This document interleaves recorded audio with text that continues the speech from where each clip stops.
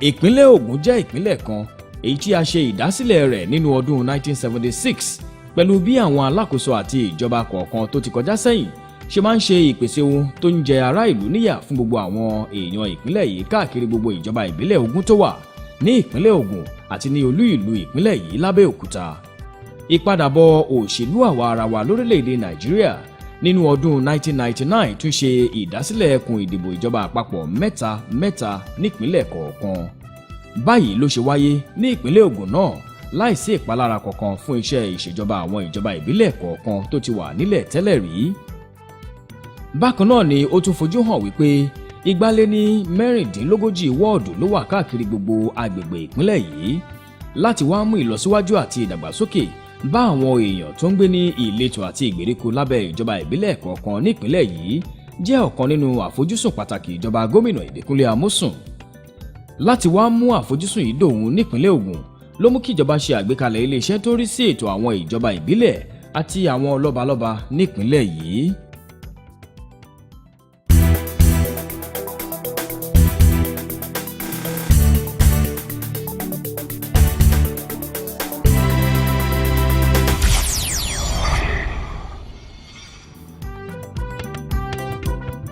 Kò sí iyèméjì lórí wípé ìjọba tó ń lọ lọ́wọ́ ní ìpínlẹ̀ Ògùn lábẹ́ àkóso gómìnà Ìbíkúnlé Amósùn ṣiṣẹ́ takuntakun lábẹ́ iléeṣẹ́ tó rí sí ètò ìjọba ìbílẹ̀ àti àwọn lọ́balọ́ba nípínlẹ̀ yìí láti rí wípé àǹfààní tó wà nínú iṣẹ́ ìràpadà ògo ìpínlẹ̀ Ògùn di ohun tó kárí tolórí tẹlẹ́mù ní gbogbo agbègbè ìjọba ìbílẹ̀ ogún tó wà nípínlẹ̀ yìí. Ilé iṣẹ́ yìí ló ń ṣe àkóso àwọn alága ìjọba ìbílẹ̀ láti máa pèsè ohun tó ń jẹ àwọn ará ìlú níyà níjọba ìbílẹ̀ oníkálukú wọn. Bákan náà ló sì tún ṣe àmójútó ọ̀rọ̀ àwọn lọ́balọ́ba lórí ìbáṣepọ̀ tó wà láàárín àwọn ọba, ìjòyè àti àwọn ará ìlú tí wọ́n ń darí lábẹ́ ìgbìmọ̀ àwọn lọ́balọ́ba ìpínlẹ̀ Ògùn. Ní ẹ̀ka ètò ìṣèjọba yìí, ọ̀pọ̀lọpọ̀ àṣeyọrí ló ti wáyé lẹ́nu ìgbà tíjọba tó ń lọ lọ́wọ́ báyìí gorí àlééfà ní ìpínlẹ̀ Ògùn nínú oṣù karùn-ún ọdún 2011.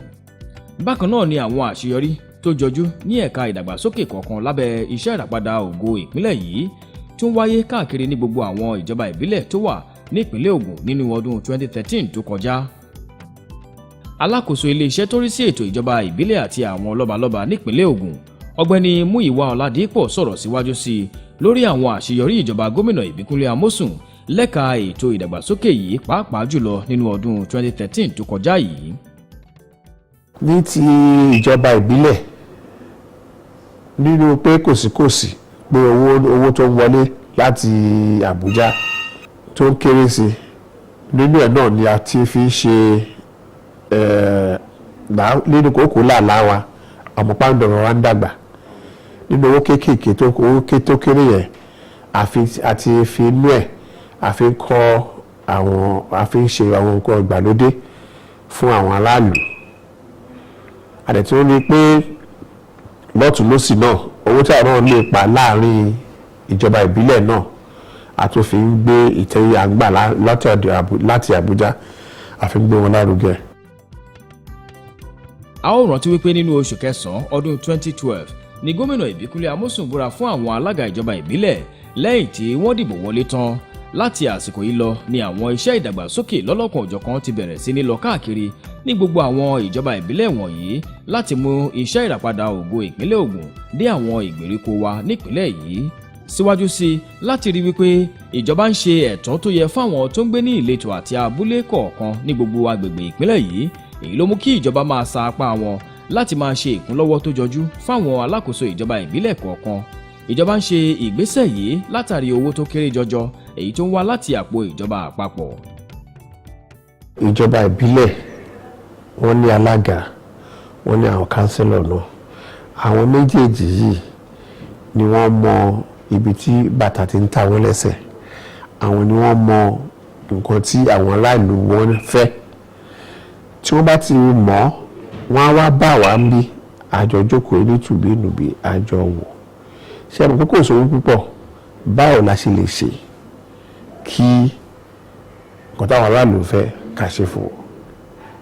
Nígbà tí ṣe bẹ́ẹ̀ fún wọn pẹ̀lú ògo Ọlọ́run, nínú kòsíkòsí àwọn aráàlú náà mọ̀ pé nínú kòsíkòsí wọ́n ń ṣe àwọn ìjọba ìbílẹ̀ náà ń ṣe ẹ̀tọ́.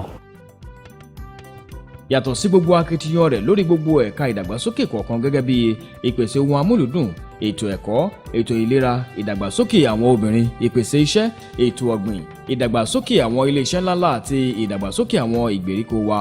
Ìjọba gómìnà Ìbíkúnlé Amósùn kò yẹ láti máa gba àwọn alákòóso ìjọba ìbílẹ̀ kọ̀ọ̀kan níyànjú láti tẹ̀síwájú nínú iṣẹ́ tí yóò túbọ̀ mú ìgbé ayé rọrùn sí fún àwọn èèyàn ìpínlẹ̀ yìí.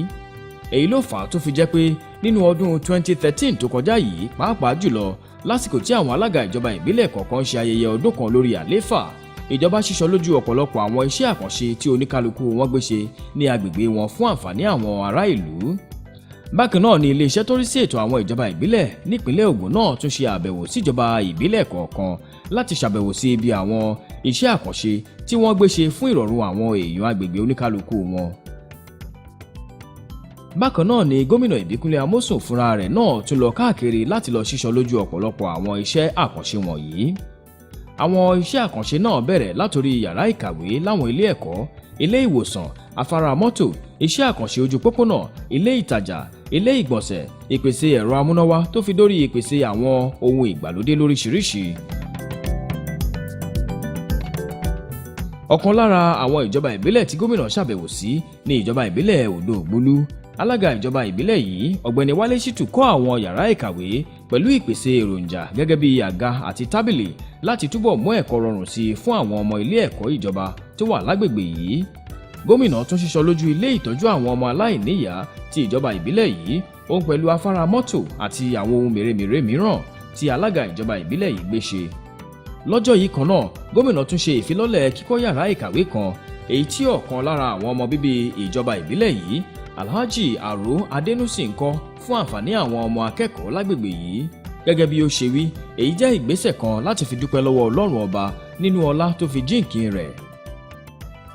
Once it is commissioned, it should be for the good use of our people here.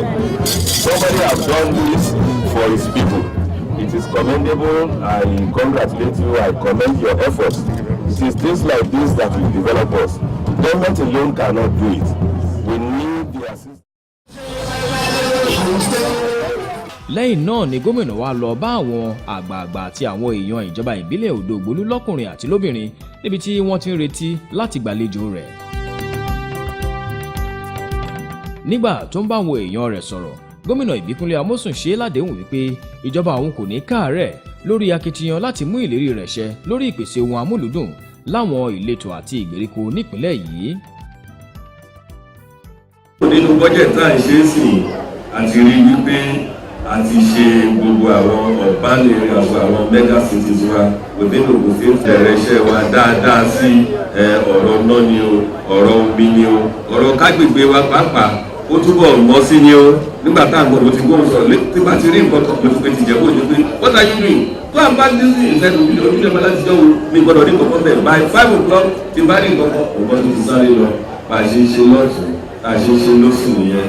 Ẹjọ́ ẹ túbọ̀ máa fi àdúrà ràn wá lọ́wọ́.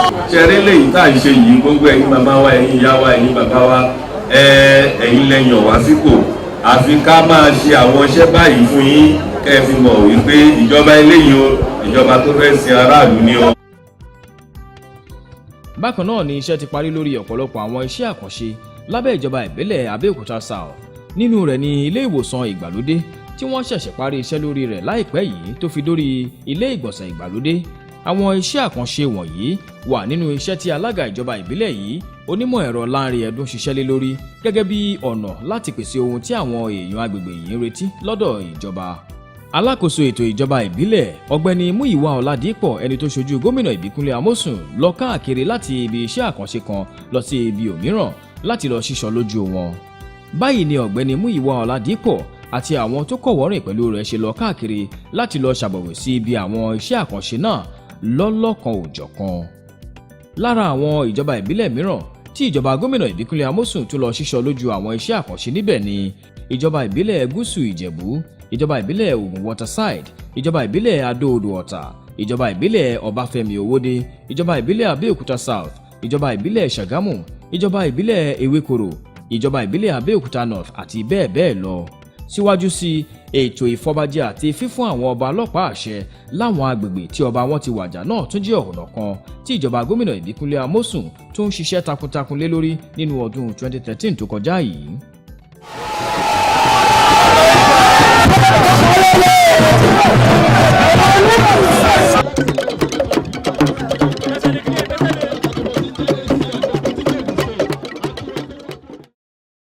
ìlú kan wà tí wọ́n pè ní Adó ní Ṣàgámù àti fún wọn ní ọba ń bẹ Aládó ti Adó Ṣàgámù. ìkan wà tí wọ́n pè ní Kòbówórẹ̀ ní ìlú kan tó ń jẹ́ Kòbówórẹ̀ ní ìkàtó dé Òmù ní Kòbówórẹ̀ Jóbòrẹ̀. Kòbówórẹ̀ ní orúkọ ọba wọn, Jóbòrẹ̀ ní ìlú yẹn. a ti fún wọn ní Òru Ìjẹ̀bú náà, a ti fún wọn ní ọba níbẹ̀. Òru Ìjẹ̀bú yẹn ó ti fẹ́ tó 20 ọdún sẹ́yìn tí ọba tí wọ́n ti wàjà. a tún ti fún wọn ní ọba ní Ìpẹ̀rù, ìletò kan ní àárín Ìpẹ̀rù. a dẹ̀ tún fún wọn ní Alá Ọ̀kẹ́mù ti ìlú Alá. Gẹ́gẹ́ báyìí ni àwọn èèyàn Òru Ìjẹ̀bú lábẹ́ ìjọba ìbílẹ̀ Àríwá Ìjẹ̀bú nípínlẹ̀ Ògùn àti ọba wọn ti tún ṣe fi ìdùnnú wọn hàn ní ọjọ́ 23 oṣù kẹsàn-án ọdún 2013 ní àkókò ìwúyè fún ọba Abdulrasaq Olúfẹ́mi Adébánjọ gẹ́gẹ́ bí olórí ti ìlú Òru Ìjẹ̀bú titun. ní ọjọ́ yìí ni ìjọba gbé ọ̀pá àṣẹ lé kábíyèsí lọ́wọ́ lẹ́yìn ọdún 16 tí ọba àná ti wàjà. báyìí ni gómìnà sẹ́nẹ́tọ̀ Ìbíkúnlé Amósùn, ẹni tí alákòóso ètò ìjọba ìbílẹ̀ àti àwọn lọ́balọ́ba ọ̀gbẹ́ni Múyìwá Ọládìpọ̀ ṣe aṣojú rẹ̀ níbi ìwúyè náà ṣe gbé ọ̀pá àṣẹ lé kábíyèsí lọ́wọ́ láti darapọ̀ mọ́ ìgbìmọ̀ àwọn lọ́balọ́ba nípínlẹ̀ Ògùn. mo kọ́kọ́ fẹ́ dúpẹ́ lọ́wọ́ Ọlọ́run àti láti congratulate àwọn ọmọ Òru fún àṣeyẹ tó ń ṣe lénìí. ó ti pé ọdún 16 tí wọ́n ti ní ọba, and pẹ̀lú ògo Ọlọ́run àti àtìlẹ́yìn gbogbo àwọn ènìyàn, Sẹ́nẹ́tọ̀ Ìbíkúnlé Amósùn wọ́n fọwọ́ sí pé kí ọba Rasaki Adébánjọ kó jẹ ọba Olóru ti Òru. àmọ̀ràn tí máa gba àwọn tí ọmọ Òru ní pé kí wọ́n fọwọ́sowọ́pọ̀ pẹ̀lú kábíyèsí láti gbé ìlú Òru ga. Igbákejì gómìnà ìpínlẹ̀ Ògùn ọmọọba Ṣẹ́gun Adéṣẹ́gun náà wà nínú àwọn èèyàn jàǹkànjàǹkàn tó péjú pésẹ̀ síbi ìwúyè pàtàkì yìí, èyí tí ó wáyé lẹ́yìn ọdún 16 tí ọba àná ti wàjà nílùú Òru Ìjẹ̀bú.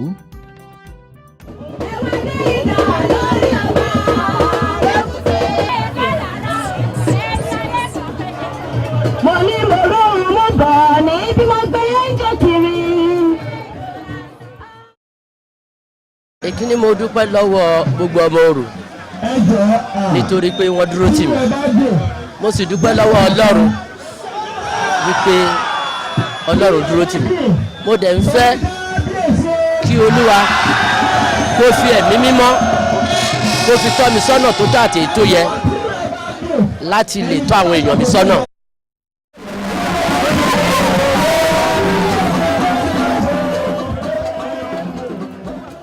Ìtẹ̀síwájú lórí akitiyan ìjọba gómìnà Ìbíkúnlé Amósùn láti máa fọbajẹ ní gbogbo ìlú tí ọba wọn ti wàjà káàkiri ìpínlẹ̀ yìí ló tún fa ìwúyè àti ìfúnilọ́pàá àṣẹ fún ọba Amisu Tìjání Ọ̀ṣọ́kòwu gẹ́gẹ́ bí aládó ti ilẹ̀ Adó lábẹ́ ìjọba ìbílẹ̀ Ṣàgámù.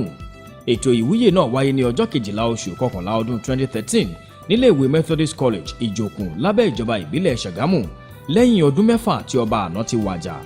àwọn èèyàn jàǹkànjàǹkàn nípínlẹ̀ yìí àti láti káàkiri ààyè mìíràn lórílẹ̀‐èdè yìí ló péjú pésẹ̀ síbi ìwúyè náà.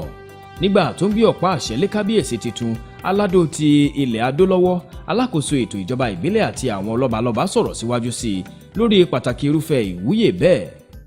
This occasion therefore becomes a worthy celebration as it symbolizes the opening of another chapter in the history of Adó community in particular and Remo land in general. alága ìjọba ìbílẹ̀ Ṣàgámù ìyáàfin Olúfúnmiláyọ̀ Ìfùwàpẹ́ sọ̀rọ̀ síwájú sí i lórí pàtàkì ìwúyè náà lásìkò yìí pàápàá jùlọ nínú ìtàn ilẹ̀ Rẹ́mọ. à ń sapá wa Ọlọ́run ló ní gbogbo nǹkan lọ́wọ́ ṣùgbọ́n à ń sapá wa gẹ́gẹ́ bí ìjọba a dẹ̀ dúpẹ́ lọ́wọ́ gómìnà wa Sẹ́nẹ́tọ̀ Ìbíkúnlé Amósùn fún àdúró tì wọ́n Ṣàgámù ti tẹ́lẹ̀ gbogbo wa láti rí ìyàtọ̀ ń tì a dẹ̀ gbàdúrà pé Ọlọ́run máa mú wa dé ilẹ̀ ìlérí lágbára Ọlọ́run. Kábíyèsí Aládò ti Ilẹ̀ Adó dúpẹ́ lọ́wọ́ Ọlọ́run ọba bákan náà ló tún dúpẹ́ lọ́wọ́ ìjọba ìpínlẹ̀ Ògùn àti àwọn èèyàn ìlú Adó fún àdúrótì àti àtìlẹ́yìn wọn. Ó wá béèrè fún ìṣọ̀kan gbogbo ọmọ ìlú lápapọ̀. Nínú ọ̀rọ̀ rẹ̀ ó sọ wípé ọmọ ìyá kan náà ni gbogbo wa jẹ́.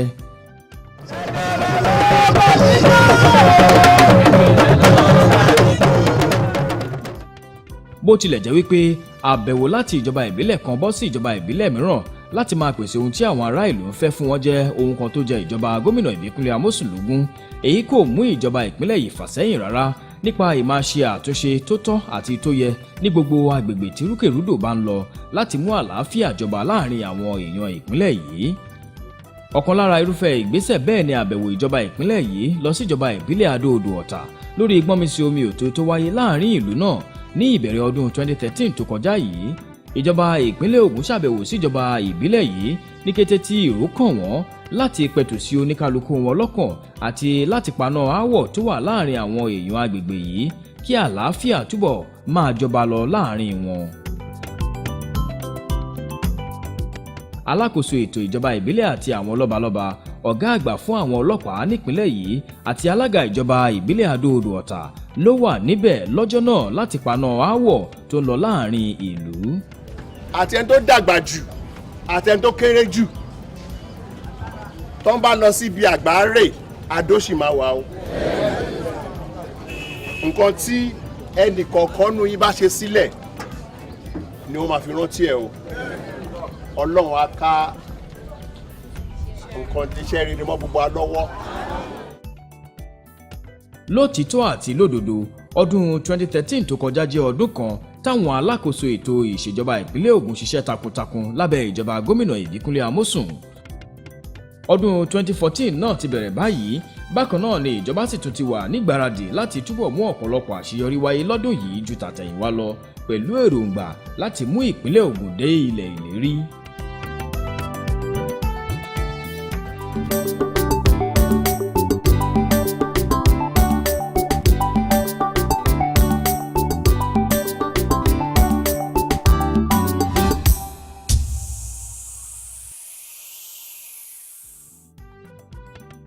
Kò tún sí kankan láàrin àwùjọ tó lè sọ ibi tí bàtà ti ń ta àwọn èèyàn agbègbè kọ̀ọ̀kan lẹ́sẹ̀ tó dàbí àwọn èèyàn tó wà lábẹ́ ìjọba ìbílẹ̀ kọ̀ọ̀kan. Èyí rí bẹ́ẹ̀ látàrí wípé àwọn ni wọ́n pọ̀ jùlọ lóǹkà láàrin àwùjọ. Eléyìí ló mú kí àwọn èèyàn ìpínlẹ̀ Ògùn máa dúpẹ́ lọ́wọ́ ìjọba gómìnà Ìbíkúnlé Amósùn lórí akitiyan rẹ̀ gẹ́gẹ́ bí wọ́n ṣe mú àǹfààní ìjọba tiwantiwa káàkiri tolórí tẹlẹ́mù nílé lóko. Àwa dúpẹ́ lọ́wọ́ wọn ni a dẹ̀ tó ń bẹ̀rẹ̀ fún ọ̀pọ̀lọpọ̀ ọrú ẹ̀ torí Ajégúnlẹ̀ ti wà expanded ju bó ṣe wà tẹ́lẹ̀ lọ. Former health center ni dispensary níbí which was built in 1957 kò tó dùn akọ yìí so adúpẹ́ lọ́wọ́ wọn gan-an ni. inú àdùn ó dẹ̀ pẹ́ tá a tẹ́ expect ẹ̀ bẹ̀ tí adúpẹ́ lọ́wọ́ Ọlọ́run pé nígbà tó di ọwọ́ tó dé Alhaji tó dé Rufai tó wà lórí òye tó wá sí ìmúṣẹ adúpẹ́ gan-an àdùn gan gidi ni kó olúwàbá náà kó wá máa ràn wọ́n kó máa ràn ìbílẹ̀ lọ́wọ́. Lára àwọn tó tún fi orin ọpẹ́ bọ ẹnu ni àwọn èèyàn agbègbè tí wọ́n ti ń retí ọba tuntun lọ́jọ́ tó ti pẹ́ èyí tí ó jẹ́ wípé ìjọba tó ń lọ lọ́wọ́ báyìí nípínlẹ̀ Ògùn ló wá mú ìrètí wọn náà di ohun tí ó ṣeé ṣe. Inú mi dùn ayọ̀ mi kún inú mi dùn mo dúpẹ́ lọ́wọ́ gbogbo àwọn Adó tí wọ́n dúró tì wá lórí ọba yìí lẹ́gbọ̀n lábúrò ní bàbá mo dúpẹ́ lọ́wọ́ Ọlọ́run. Ìjọba Amósùn ó ṣe o ó kó àdúró sí o Ọlọ́run á ràn lọ́wọ́ o ìjọba ò ní dàrú o. Mo dúpẹ́ lọ́wọ́ ìpínlẹ̀ Ògùn Ìbíkúnlé mo dúpẹ́ lọ́wọ́ wọn pé wọ́n bá a ṣe wọ́n fún ọlọ́pàá àṣẹ lẹ́nìí inú mi dùn gan-an kọ́lọ́n kó wà pẹ̀lú wọn. inú wa dùn adúpẹ́ lọ́wọ́ Ọlọ́run adúpẹ́ lọ́wọ́ gómìnà wa adúpẹ́ lọ́wọ́ àwọn ayé gbogbo èèyàn tó dúró tì wá gbogbo èèyàn tó wà bí adúpẹ́ lọ́wọ́ wọn adúpẹ́ lọ́wọ́ àwọn afọbajẹ àwọn olóyè gbogbo ìlú ló dúró tì wá adúpẹ́. kò tiẹ̀ síjà láàrin wa àti fọwọ́sowọ́pọ̀ àtọkùnrin àtobìnrin àtọmọdé àtàgbà tàdúgbò ìlú inú wa dùn fọwọ́sowọ́pọ̀ làwà. a máa dúpẹ́ lọ́wọ́ ẹ̀ bó ṣe ohun ó kó àtìlẹ́yìn wa ó kó àìfiwá sílẹ̀ Ọlọ́run náà wà pẹ̀lú ẹ̀ ilé àtọ̀nà kò ní dàrú.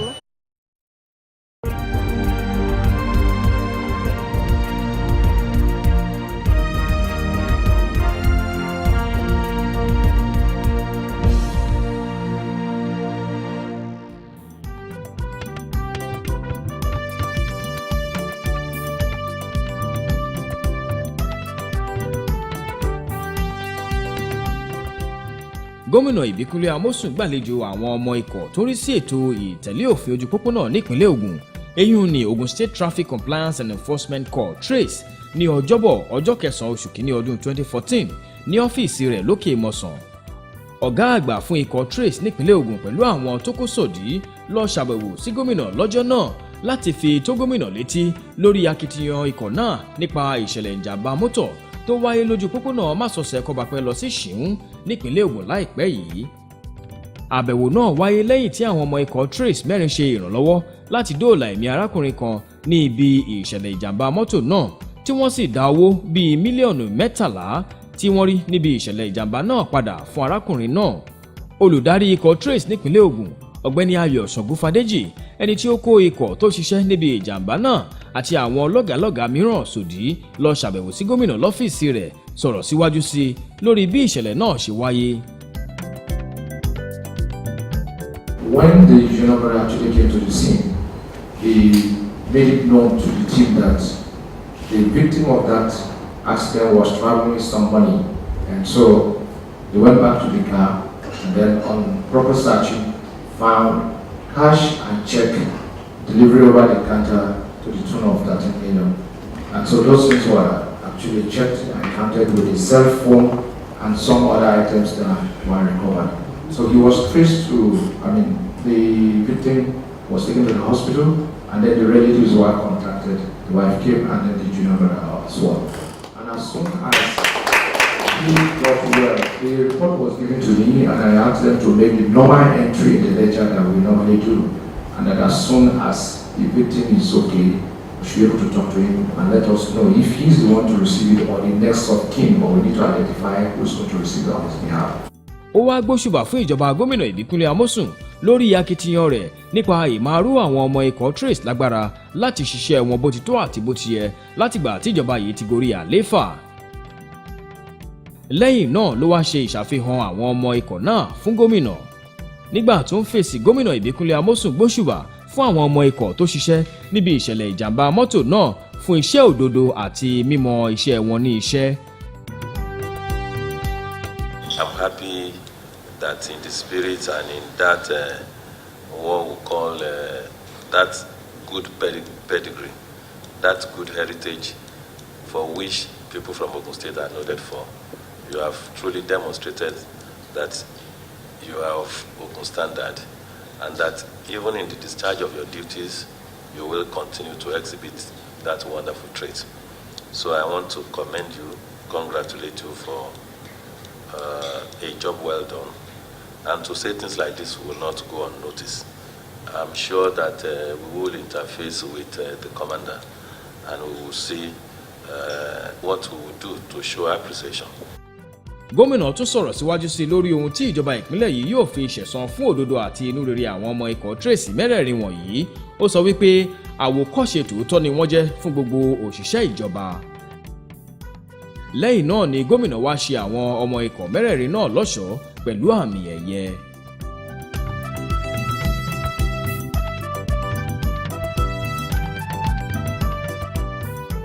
fún ìbéèrè tàbí àlàyé ẹ kọ̀wé sí orí nọ́mbà ẹ̀rọ ìbánisọ̀rọ̀ tí ó wà lójú ìwòran yín yìí tàbí sí orí ímeèlì wa tí ẹ̀ ń wò yìí. ọmọ Ògùn Ìṣẹ̀yà.